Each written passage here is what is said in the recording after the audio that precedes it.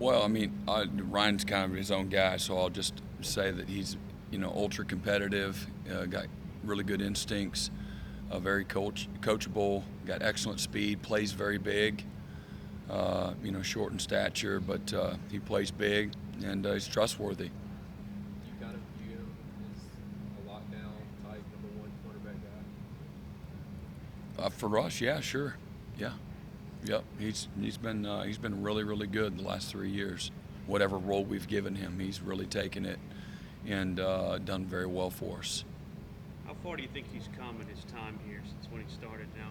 Well, I mean, like a lot of young guys, they come in and they're lacking in a number of things: maturity, size, understanding, and things of that nature. So he's, really since after his redshirt year, uh, he's really blossomed into an excellent player. He's contributed since his redshirt freshman year in a variety of roles, and has taken a lot of ownership in the program and just kind of grown up, right before our eyes, like a lot of them.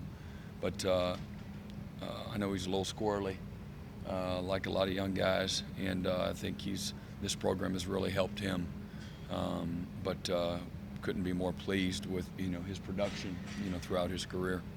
He's very versatile, just like Marcus Gilchrist was. He was just telling us how much of a role model Marcus was with him, and trying to model his game after. Also, Xavier Brewer. How important is it for these guys to have role models like that when they come in early? Oh, I think it's critical. This is kind of what it looks like, and follow their lead. So, I think if your program's in the right place, the players are holding each other accountable to a standard. They teach and nourish, schemes and standards and those types of things. So, leadership is incredibly important. Those guys were two of the best. There's a lot of weeks where years past, Wake Forest is not near the top of the Atlantic Division. What do you notice out of them has changed? How are they a better team than when you guys were up 20-0 freshman year ago? Well, systematically, they're into is this their third year now? Fourth year now.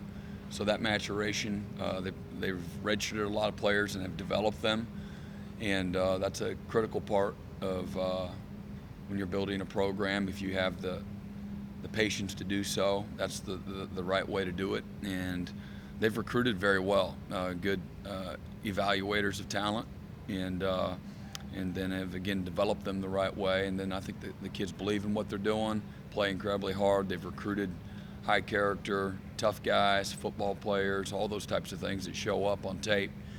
And they're going to block you from snap to whistle every single play of the game, regardless of the situation. So both sides of the ball. And we watch their defense as well, and very sound, very disciplined, tough, physical, play fast. And again, they've got good length, and they're a handful, man. We'll have our hands full this weekend, for sure.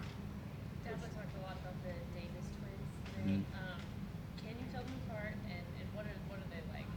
Yeah, I can tell them apart, and took me 6 or 8 months, but I was able to tell them apart early. But incredible young men. Again, they had a standard coming in already: work ethic, intelligence, humility, just high character, very dependable, consistent, tough, physical, low maintenance, total team guys, very selfless. They epitomize what you want all of your players to stand for. But they just kind of the glue to our operation in our linebacker room, really. And they're the constants, and it's neat to see their development within the program. And Judah hasn't got in quite as much, but that really isn't an indictment on him. It's really he's at a position where we have a little bit of depth there, a little bit more depth than at the weak side. And but JD has gotten in there and is really he had an excellent game last week. Was our 12th man and won that award, and couldn't be more pleased and happy for those guys because they know how to work. Coach Xavier, Kelly, and Albert Huggins were able to get a lot of snaps on Saturday night. What's your assessment of how those guys were doing? Oh, they're doing good. Again, Albert's coming along really well, and just taking advantage of his opportunities he's gotten in there. Xavier he's just going to continue to grow up right before our eyes and develop. The more he plays, and they're at different places in their career, but both got in and did well, and a lot of good stuff to teach from, and particularly for Xavier. And the more he plays, the better he'll get. How do you balance that? Dexter was just talking about the fact that from a defensive wide standpoint, that you hate to give up points even late, like you did on Saturday.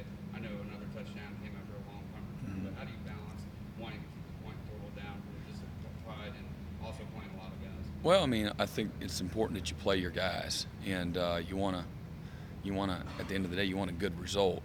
But that comes with the territory, man. Those guys, it's not like they're trying to, not do right or whatnot. So that's gonna, even that last drive, they were making some plays offensively, and so you're okay with that. You don't like that you got to make a play on fourth down, and you have the ball in your hands, and we're not quite where we need to be on that last touchdown pass. But even that drive, they're nickel and diamond and working the clock, and we're just a little bit off, and that's okay. There's nothing wrong with that. It's when you just make the basic fundamental bust that whether it's your first team guy, second team guy, it doesn't matter, and the standard shouldn't change and doesn't, and so that's okay. I'm not so beat up on the stats. That's not really when you lose some patience there in those situations. It's not stat driven, not for us. It's really execution and standard driven as much as anything.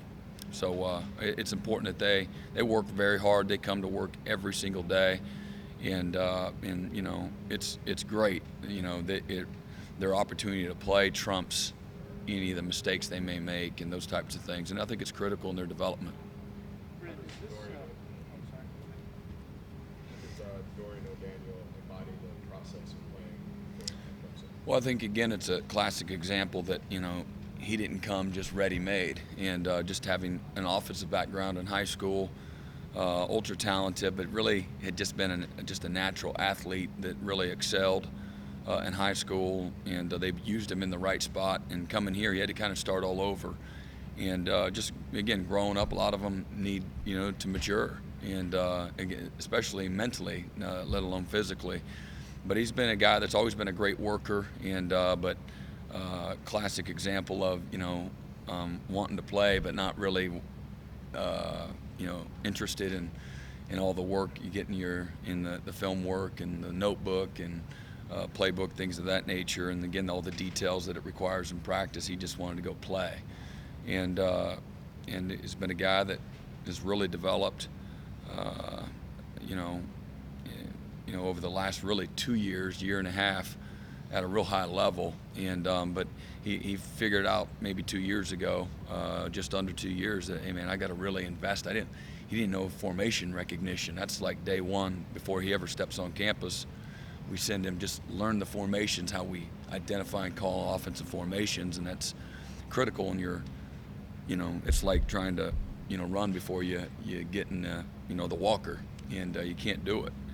And so he literally just learned formation recognition a couple years ago, and that's just because of the time he decided to put into it. It takes work, man. You got to make some sacrifices, and I think just maturing and watching other guys develop and become good players, and other players pouring into him, he finally bought in, and it's really paid big dividends for both him and us. Brent, is this one of the more versatile defenses you've had at all three levels? I think we have some versatile players. We do. And if you start analyzing, I don't spend as much time comparing it to everything else, but we do have some versatile players. The variety of the guys up front, whether it's Christian's ability to play inside or outside, really all four positions, or it's you saw Austin Bryant be able to do some of the things he did the other night, and and then Dorian being able to do a variety of things inside and outside the box, and then of course some of the guys in the back end, particularly a guy like Ryan Carter that can do a lot of different things, or again Isaiah Simmons or Kayvon Wallace, still young players, figuring out their way, but they do bring a lot to the table. Which different is a quarterback with the experience like Wolford has, preparing for him versus what you prepared for last week, a guy who's still kind of in his first year getting his feet wet. Yeah, I think I think there's a lot that's different, and Wofford's a very savvy player. He's like a coach on the field, super confident, got a quick release, big arm, got great speed, good quickness, decision making. He doesn't get rattled, doesn't force and rush things. He's got great poise, and you can tell the coaches trust him a lot. And I didn't have to face him a year ago, and he's playing really, really well right now. So there's a lot of differences, just in understanding, execution, poise, all of those things, as much as anything. Playing off what Larry asked, was there a time when you saw this past spring or camp that these guys could be this multiple and they could do so many different things? Well, what you want to do is make sure that they're good at one thing first. And Christian had proven himself. Austin was still figuring things out. Dorian's still figuring things out. Isaiah and Kayvon, same thing. So that happens within the season, and what you're allowed to do from week to week based on what you're facing and what guys have done and put on tape, and maybe what role you can put them in. But they all play a normal position too, so you got to be careful what you ask of them, and giving them too much. You got to give them what they can handle, and some of that is you kind of week to week try a little bit more, maybe a different idea. So you got to, you can be your own worst enemy too, and get them really good at something before you start experimenting. And for example, Dorian was something that we were looking at